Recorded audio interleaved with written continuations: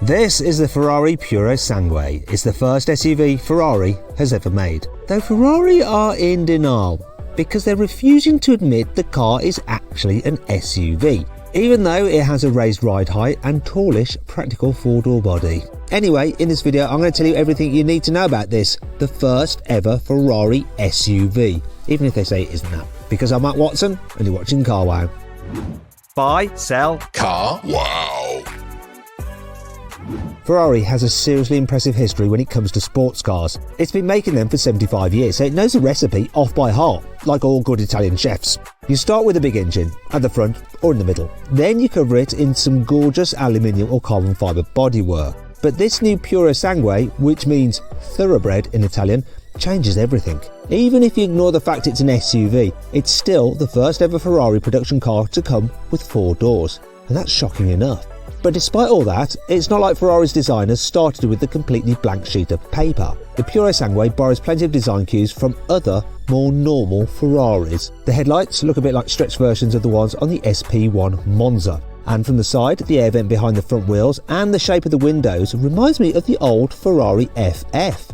At the back, the new Purosangue looks a bit like a Ferrari Roma that's been stretched on a medieval torture rack. All in all, I think the Purosangue looks like a jigsaw that someone tried to finish using pieces from a different puzzle. Basically, I'm saying it looks coolish, but also a bit odd.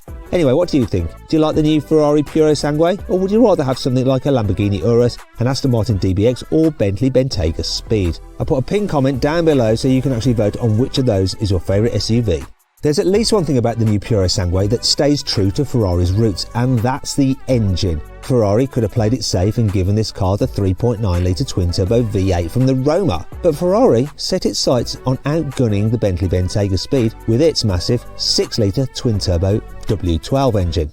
This means the Purosangue gets an absolutely monstrous 6.5-litre naturally aspirated V12 that revs all the way to 8,250 RPM. It uses the same cylinder heads as the wild 812 Competizione and cranks out 725 horsepower and 716 Nm of torque. Okay, so that's some way off the 900 Nm you get in the turbocharged Bentayga, but no SUV with an internal combustion engine can match the Ferrari for power. It produces 18 horsepower more than you get in an Aston Martin DBX 707 or a Jeep Trackhawk. Thing is, BMW has just confirmed that it will reveal the brand new XM SUV this month. And it's already said that car will get a brand new hybrid system that uses a 4-litre twin-turbo V8 and an electric motor that in total makes 750 horsepower and 1,000 Nm of torque. That's 25 horsepower and 284 Nm more than you get in the Ferrari. Oh well, easy come, easy go. But before you write a check to BMW to get yourself on the list for an XM, consider this. The Purosangue isn't just the only SUV in the world with a naturally aspirated V12 engine, it's also the only Ferrari you can buy that comes with a V12 of any kind. Yep, everything else Ferrari currently sells comes with a turbocharged V8 or a V6. The V12 812 Competizione is completely sold out, and don't even think about trying to buy an SP3 Daytona. All 599 of those were spoken for before the car was even revealed. In a weird way, this means the Purosangue is actually the purest Ferrari on sale. Well, apart from the fact that it's an SUV, not an SUV. Actually, it's an SUV Ferrari, just accept it, alright? The new Purosangue isn't the first Ferrari to come with 4-wheel drive though. Remember the FF from a few years ago? That car used a pair of clutches mounted directly to the engine to send power to the front wheels if the back wheels started to spin. Ferrari has modernised this concept for the Purosangue. It sends power from the front of the V12 engine directly to the front wheels through an electronic torque vectoring differential. This isn't the only unusual thing about this car though. Most high-performance 4-wheel drive cars have their gearbox bolted directly to the engine. Then they have an extra set of gears that splits the power between the front and the rear wheels. Ferrari has mounted the Purosangue's new 8-speed dual-clutch gearbox at the back between the rear wheels. Fitting this hefty gearbox under the boot helps balance the weight of the heavy V12 engine up the front. This means Ferrari has managed to give the Purosangue an almost perfect 49-51 weight distribution front to rear. And this should help it handle a bit more like a sports car and not a big heavy SUV, which is actually what it is. Sorry Ferrari. Yeah, I'm going to keep going on like this. Speaking of heavy, how much does the new Purosangue weigh? Well, Ferrari says it tips the scales at 2,033 kilograms, but this is what's called the dry weight. This means it's weighed the car without fluids like petrol and oil, so the actual weight will be quite a bit more than that. It's probably in the same ballpark then as a Lamborghini Urus Performante, an Aston Martin DBX 707 and a Porsche Cayenne Turbo GT, and all those cars weigh around 2.2 tonnes. The Ferrari does come with a carbon fibre roof like the Porsche though, which should help reduce the centre of gravity and improve the car's handling. Huge SUVs don't usually have very interesting aerodynamics, but Ferrari has come up with some clever ways to help the Purosangue slip through the air as cleanly as possible. It uses specially designed vents in the edges of the bonnet to help suck hot air out of the engine bay and reduce drag at the same time. The wheel arches also have special undercuts around them to create a curtain of air that reduces drag around the front and rear wheels. The front splitter, smooth underfloor and rear diffuser have all been designed to reduce drag. And Ferrari shaped the rear wing to create vortices that reduce drag and help clean dirt off the rear windscreen. As an added bonus, this means the Purosangue doesn't need an ugly rear wiper.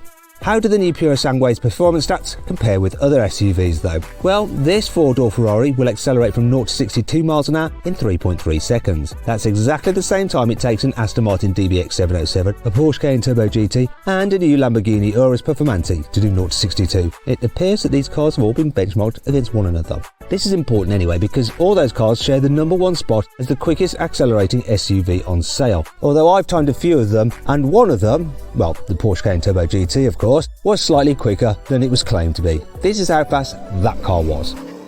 3.14 seconds! However, acceleration is only half the story. What about top speed? Well, the Ferrari Purosangue tops out at more than 192 miles an hour. That's 310 kilometers an hour in case you're wondering.